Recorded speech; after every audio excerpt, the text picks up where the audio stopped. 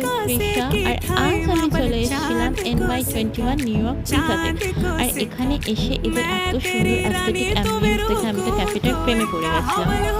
তারপর আমি অর্ডার করে নিয়েছিলাম একটা পিৎজা আর একটা কোল্ড কফি।